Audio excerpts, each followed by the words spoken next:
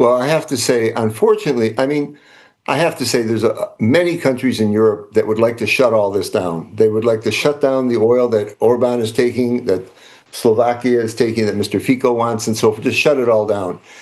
And they don't necessarily, A, have the tools. The other thing is they have Hungary, Slovakia, and probably the Greeks voting to make it difficult in the European Union, voting in a way to make it difficult because they need unanimity for almost everything. So Trump the American administration has stepped in and done something that the Europeans aren't capable of doing. They directly sanction all of this. So now you're absolutely right about this corruption. Now it's a matter of how they go after it. They have the tools to go after it if they want to. And let's see, Orban for example, has been saying, oh, no, Trump will give me an exemption, and he's going to the White House to ask for it. Maybe if he promises within so many months to stop it or something, a transition, maybe Trump will. But his people, cabinet level and also diplomats, the representative to NATO, made very clear, we're not into exemptions for this. For this case, we would rather build a pipeline to Hungary, and I think they're serious about this. So they have the tools if they put the effort in, and the Brits have the tools also. Yeah, and Mr. Donald, just to sum up the previous issue with the oil glut. So if the glut materializes, does it lower the risk of a price shock for the European Union or not necessarily? No, absolutely. It lowers the shock for the whole world. If you go back to the beginning of the year, OPEC and OPEC Plus together were holding about 6 million barrels of production offline a day. Okay, you can quibble about the number, right? But about 6 million barrels in order to try to keep the price up. And then around April, now, Trump had made it very clear he wanted them to put oil on the market. He wanted to get the price down. Now, he wants to get the price down because he doesn't want inflation in the U.S. That wasn't so effective on inflation, but inflation is doing okay in the U.S. But he really insisted he wanted low prices. And in April, they actually started doing this. And then he went in May to the Gulf states and visited, and it was a veritable sort of love fest, and talking about how closely they'd work together in the oil sector and so forth. So the Saudis have their own reasons for putting this oil back on the market. You know, they didn't want other countries, American shale, Latin American countries who aren't in OPEC Plus, and others to take that market share. So they said they'd put it on the market. But it was just driving prices down, keeping them or driving them down. And now it's clear. I suspected all along that if the Americans want to do this, they should get the Saudis to prepare ahead of time, put extra oil on the market so that when it hits the Russian oil, there won't be a big price spike and a lot of opposition in some countries. That has happened, and now we're hearing. I could show you some quotes if you like from officials that they suspect that's what happened, and others saying, "I saw it happen. I saw the discussion take place."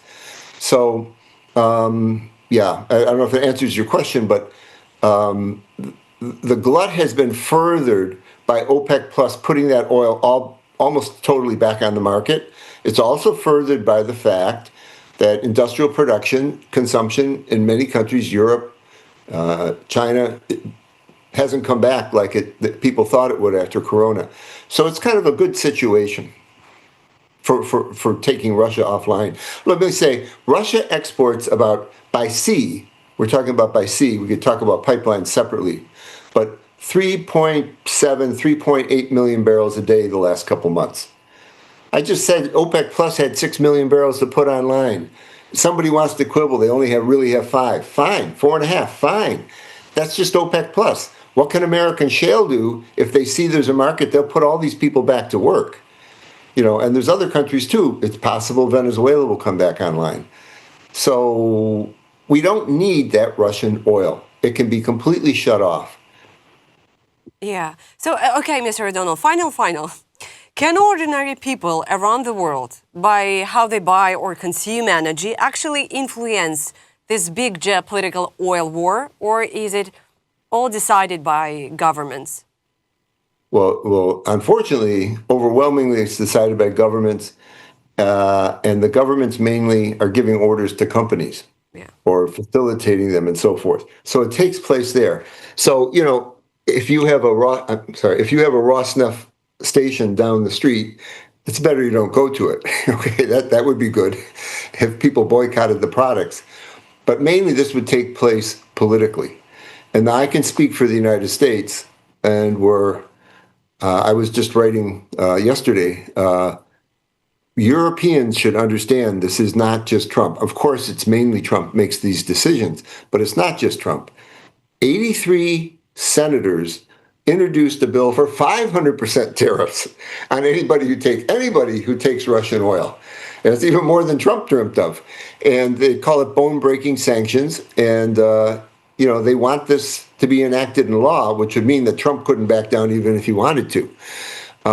So that's overwhelming. As Democrats and Republicans, the Senate Foreign Relations Committee voted the other day three things unanimously to advance a new Russian sanctions, which included seizing all the Russian assets that are frozen and insisting that Europe do that.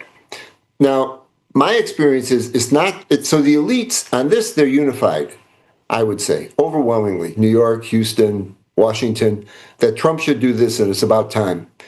And I would say the attitude amongst the people,